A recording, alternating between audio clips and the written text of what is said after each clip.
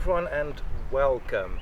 I took this car today for its first drive since all the work was carried out in terms of suspension, brakes, a little bit of engine, electrics, tires and so on and so on. Funny thing is that the last time I properly drove this car on the road was back in 2004 when last time I owned it. That was 19 years ago. And then whoever I sold the car to last drove it in 2008. So it's been 15 years since the car has been properly driven on the road, since it took its Portuguese MOT in February 2008. But of course 15 years have taken its toll, and a lot of problems started to come in terms of the braking system, suspension. Probably a lot of components when I owned the car were already worn and were never replaced, and I think this time was the opportunity to do everything at once and do all the most important jobs in order to have the car to be enjoyed and to be safe on the road. But not all work is done, and I've taken it for a drive around the area where I live, and this is what I found.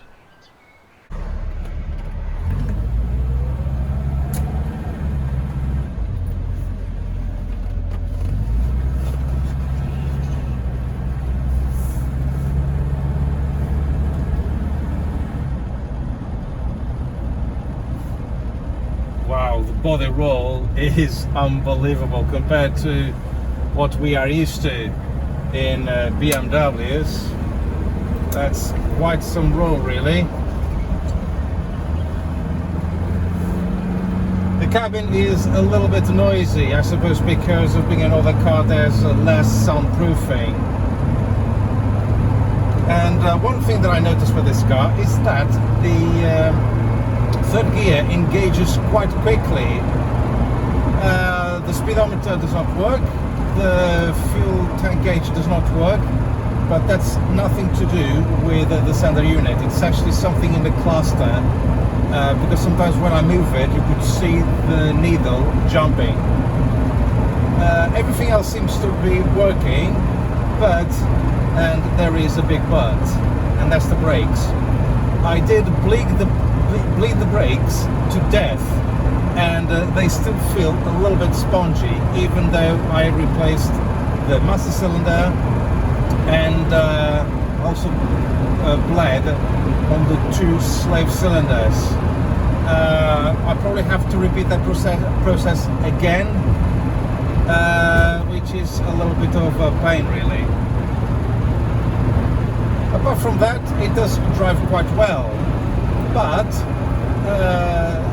the other issue that I found was in terms of the coolant temperature, and it seems to get high when the car slows down, and when the also the car is stationary at traffic lights, for example.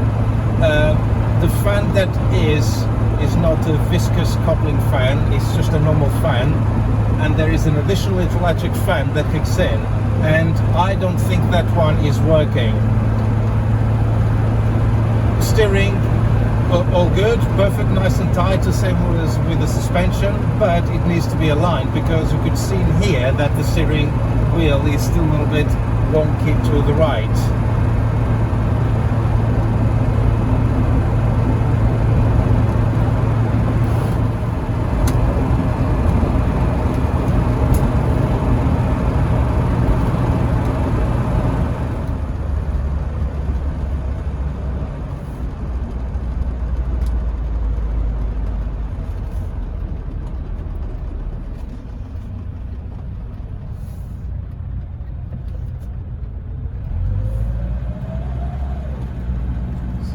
Second, third already.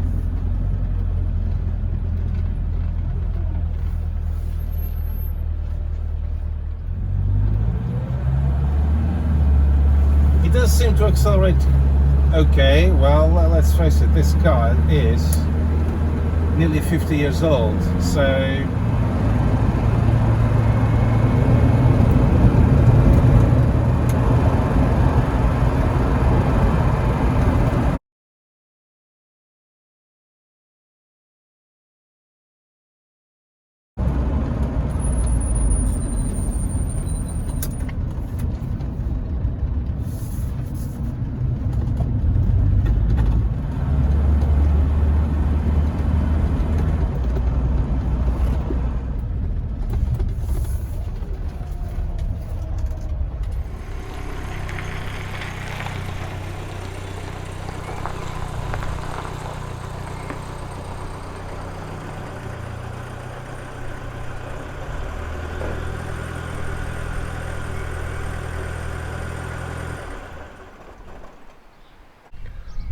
As I found during the drive, there are several issues that needed to be addressed as soon as possible, such as the brakes and the cooling. But let's look more into detail at what needs to be done.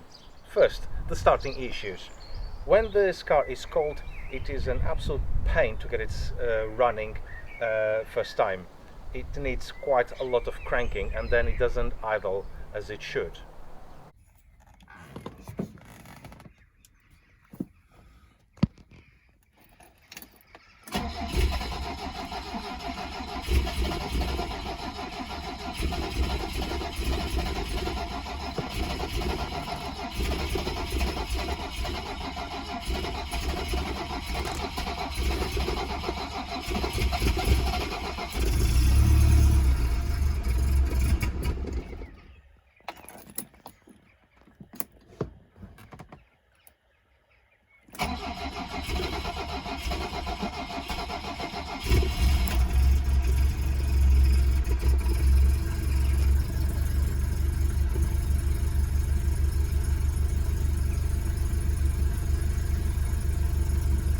But then, once it is nice and warm, it is very easy to start.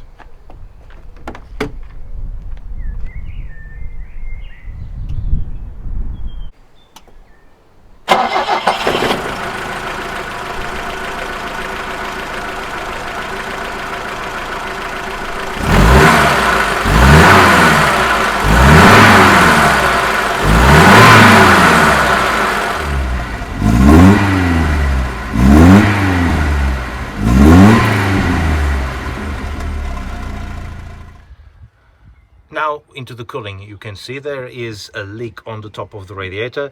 I also found another leak in this area here.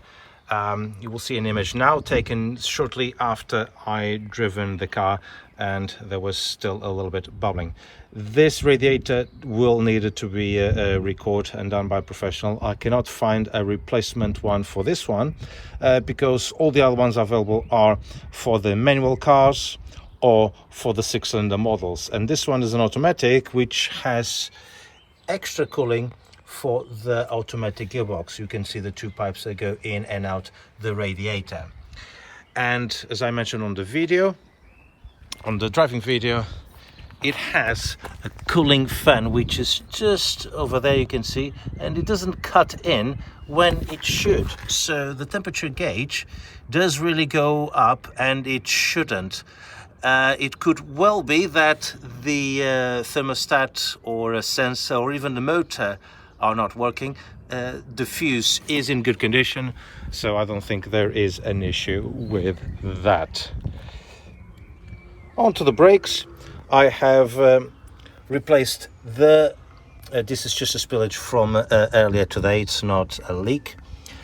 I have replaced the brake master cylinder, and I've bled the brakes all the way from the furthest way, which was that one, and then that one, and then that caliper there, and this caliper here.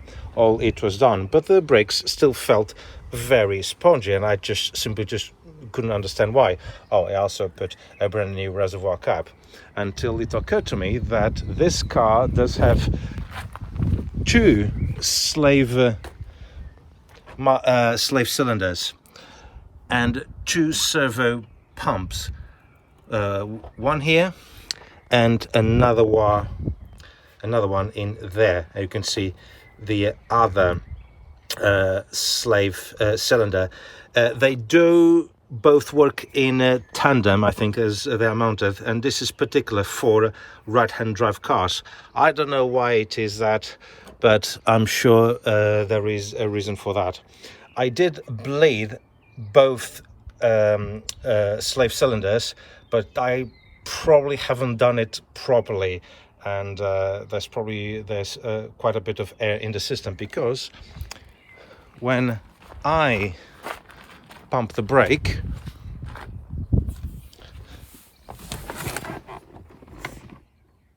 you see, this is after the car, it does actually go quite hard, but once it's driving, it actually goes all the way, almost not all the way, about halfway through, and then only starts to work around here. There, this bit in here, then the brakes really properly work. It actually do work very well, but in traffic it's not ideal, and this needs to be done. Actually, this will be the very first thing that I will be doing. Now, moving on to the interior, I also mentioned I'm not sure what to do with this, because the speedometer isn't working, so I really don't know how to repair. When I put the clocks back in place, it was properly screwed in, and because this car has been inhabited by mice, maybe something has chewed or anything like that. And as I mentioned also in the video, there is something going wrong with the wiring around here, because this sometimes just flicks. It's not the sender. I double checked. There's current going to the sender. It's fine. It's in here, because when I wriggle a few wires, this starts to move. Temperature gauge, luckily it does work, and so was the rev counter. This is another contraption that I have to get rid of. I have to put the proper switch behind again. The original wiring is still there. It's actually a multi-plug. I just get a new one and then plug here at the back. Apparently it's not a very easy job, because this is all encased and protected, of course, anti-theft. And they cost nearly £100 one for this car, so I think it's just a bit mad, but hey, that's what I've got. Everything else, I still have to glue this back in, and that takes me to the indicators, because every time I use indicators and I turn the steering wheel, it doesn't cancel. It's very annoying, so I have to look under the steering column, see if there's anything broken, because it actually should cancel. I still haven't been able to fix the issue with reversing lights. It's not here on the gear selector. It's actually further down near the gearbox. Probably the contacts needed cleaning, because when I wriggle it, the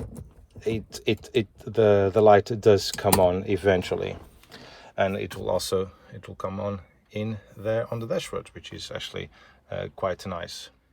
Now, the mirrors are a real pain, as I found out whilst doing the driving. You can see in here, this is my position when I am driving.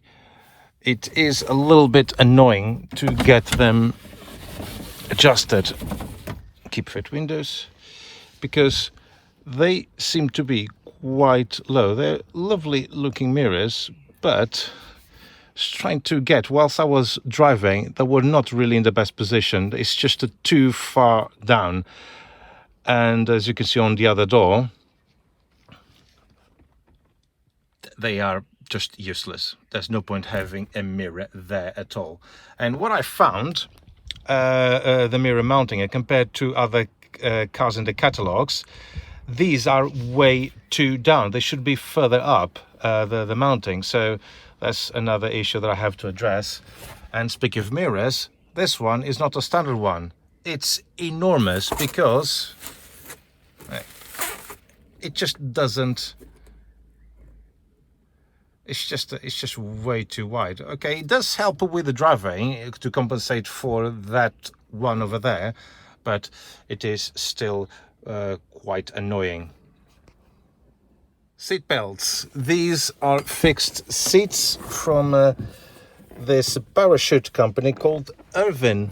I'm not sure if you can see in here, and they are a bit fiddly to use. So I'm trying to do this with just one hand, and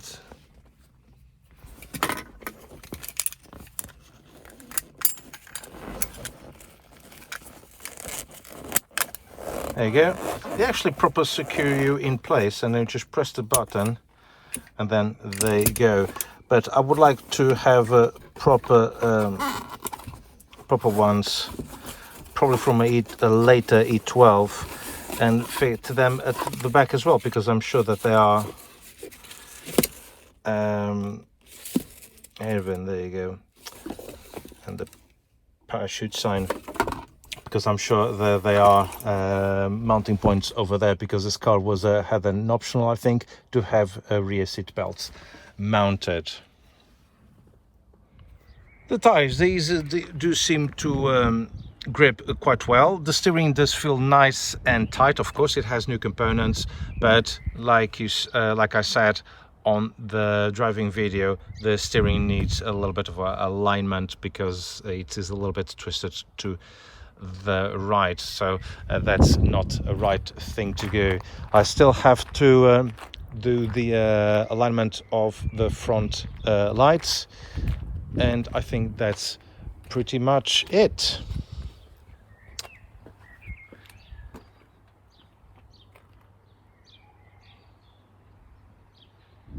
There is, of course, still plenty of work to be done, specifically the body work, but I haven't got the money to do it.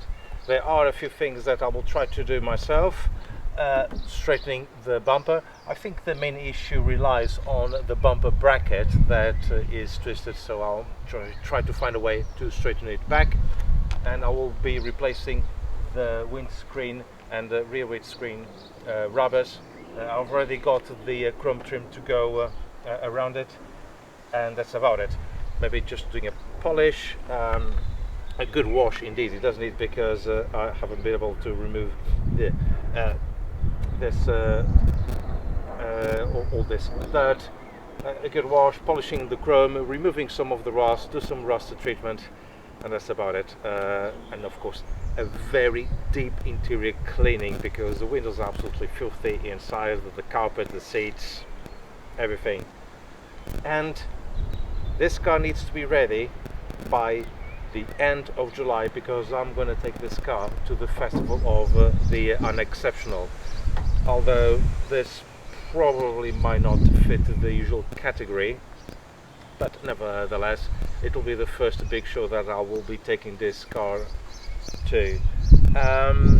But there will be further videos about it in the future, of course, and I will be doing editing more videos with some of the work that I've done in terms of brake and suspension. Some of that work will be more in detail, as well as the carb rebuild. I just haven't had the time to edit and publish them, but they will be coming at some point. But unfortunately there's no money to do body work. The YouTube earnings from this car are extremely low. I got a couple of donations from two very hardcore viewers, so I really do appreciate their help, but most of the earnings come from the Focus videos. They pay basically for 40% of the work that I've done for this car, and if it wasn't for that car, this would still be not in a running condition, just like as it was last year.